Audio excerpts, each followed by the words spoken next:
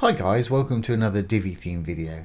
This is Jamie from System22 and webdesignandtechtips.com. Well, in yesterday's video we did this sort of frosted glass background and we had a question. Somebody asked if we could use it as a hover effect on a section. Basically, yep, you can. I'm actually using it on a row rather than a section. So we've got a blurred background image here with a little blurb module inside it. When I hover over it, it's going to come into focus. You can take your mouse off. It's going to go back out. I actually haven't used the frosted on there. I'm just using a blur effect on that at the moment. But it makes the writing or the little blurb module really stand out on top of it. Really easy to do. We've got to write 2 little lines of code for this today. But as usual, any code that I write, I'll put down below the video. You're welcome to copy it and paste it. It's very simple. So let's get started. I'm going to enable the Visual Builder. Once enabled, let's go down to where we want to work. And what I'll do is I'll delete this whole section and we'll start from scratch. Okay, I'm going to add a new section. Just click on any section. A little blue button will appear at the bottom of it. Click on it, add a new section. I'm going to use a regular section. Inside that for mine today, I'm going to use a single column. Now you can use as many columns of whatever you like here. I'm just using this for expediency. And again, you can use any module you want on top. I'm going to use a blurb module. Obviously, put your title there. I'm going to leave mine just as it is. Put your content there. Being a regular content box, you can align things, bold, italicize, make lists, add media, and headings if you want to. As I say, I'm leaving mine just as it is. I want to go down to image and icon. I want to use an icon rather than an image for mine. Divi's just teamed up with Font Awesome, so there's an awful lot of icons to choose from. You can scroll down or you can do a search.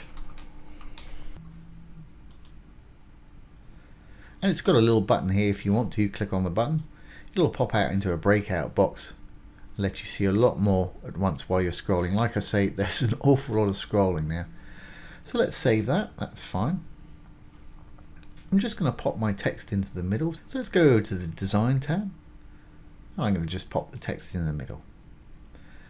In the General Text tab, it'll do both the heading and the description. If you want to do them separately, click on the little blue buttons there with the paintbrushes. It'll take you to each of those to style them. I'm just going to pop that in the middle. Great. Well, let's go and put an image in the background of our section now. Green tab for a row, blue tab for a section. We'll go in there, a little cog. Going to go down to background. I'm going to add an image. We've got color, gradient, image, video, background pattern or background mask there. I'm going to use a simple image. I'll use the same one as I did before. That was fairly effective. Great. Well, there's our section. Let's go back into the blurb module now. I'm going to turn everything white so that you can see it over the top there. So again, I can hover over, go to the little paintbrush. It'll take me right there. I'm going to make that white. And instead of doing these individually, I'll go to the general text down below. It'll do them both at the same time. I'm just going to make mine light in color. There we go. We can see that. But you can read it. It's okay. That's a pretty busy picture in the background. If we add a blur effect to it, it'll make this writing stand out really well. But it'd be nice for them to see the unblurred image as well. So that's what we're going to do. To do this, I'm not actually going to put the blur effect on the section. I'm going to put it in the row that the module's in. So what I'll need to do is make the row full width and add the padding that I need. So as I want my row the same size as my section, green tab remember for a row, blue tab for the section, I'm going to go into the section again. I'm going to go to spacing. I'm going to make sure there's no padding top or bottom. Simply put a 0 in there and hit the chain. It'll do the bottom. That's great. Obviously I want mine a bit deeper, but I'll do that with padding on the row itself. So now we've done that, our row is butting up against the top and bottom of the section. I just need to make it full width so it's covering everything. I'm going to go into the row, design, sizing. We can pull the width up to 100%. I'm going to copy that 100%, Control C, and paste it down below in the max width, or you can just type it in there if you want to, Control V to paste. Now our row is exactly the same width and height as our section. But I want more padding on the top and bottom, a bit of breathing space there so we can see more of the image. So I'm going to close up sizing, I'm going to go into spacing, down to padding, and rather than pixels I'm going to use a percentage. Let's try 5%. That looks about right, and I like the same amount on the bottom as well. Basically all I'm doing is putting enough padding in there so I can see enough of the image that I want. I think I might up that a little bit, just increment up, because we've got the chain highlighted, it'll do both sides at once. Yeah, there we go, that'll work for me. Great. Well, now let's add our blur effect. Still in the row, I'm going to go over to the advanced, down to the Custom CSS Panel. In the main element, I'm going to write backdrop, dash filter, colon, blur is what I want it to do. And after the blur with no gap, open some round brackets so you can tell it how much you want to blur it by. So if I put in, say, 5 pixels, you can see it blurs out a little bit like there. The higher the pixel value, the more it's going to blow. If I put 25 pixels in there, it's just a coloured mess. But that's okay, it's quite a nice effect. I'm going to take mine down to about 8. And you may have noticed this little warning up here, unknown property. Not sure why that's there, but this seems to work fine. I've tried it on several live sites on different browsers and it works absolutely perfectly. Just to make it compatible with more browsers, what I'm going to do is I'm going to copy this whole bit of code here. I'm going to put a little semicolon on the end of it. I'm going to drop down and I'm going to type dash WebKit dash and then paste it in afterwards. That'll make it more compatible with other browsers. But I only really want this effect when they put their mouse on it. I want it to unblur so that they can see the image. Now you can do this either way around. You can have it blurred to start off, or you can have it cleared to start off, and when their mouse is on it you can blur it. I'm going to do it so that we've got blur first and then on hover it'll unblur. So I'm going to copy both these lines of code right here. Again, Control C to copy. This is common to all Divi modules. If you hover over the little dot writing within a module, some icons will appear. If there's an arrow there, we can make a hover effect. Desktop is for when your mouse is not on it.